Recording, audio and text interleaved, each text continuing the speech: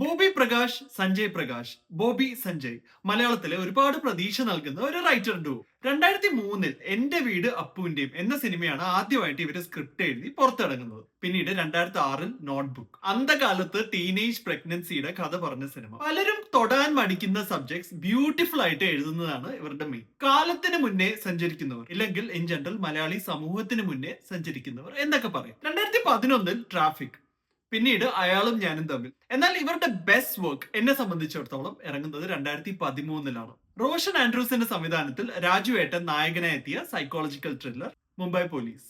ഞാൻ first day first show തിയേറ്ററിൽ പോയി കണ്ട സിനിമയാണത്. ആൻഡ് വാവ്, മലയാള സിനിമ ഇങ്ങനെയൊക്കെ അറ്റംപ്റ്റ് ചെയ്യോ എന്ന് ഞാനിത് കണ്ട് വിചാരിച്ചിട്ടുണ്ട്. ഇപ്പൊ നമ്മൾ ഈ new wave of Malayala cinema എന്നൊക്കെ പറയില്ലേ, അതിൽ പങ്കുവച്ചിട്ടുള്ള ഐക്കോണിക് ആയിട്ടുള്ള റൈറ്റേഴ്സ് തന്നെയാണ് ബോബി ആൻഡ് സഞ്ജയ്. പിന്നെയും കുറെ നല്ല സിനിമകൾ ഇവർ ചെയ്തിട്ടുണ്ട്.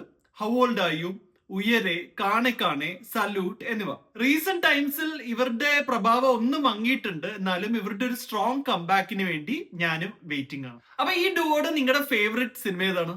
Comment below.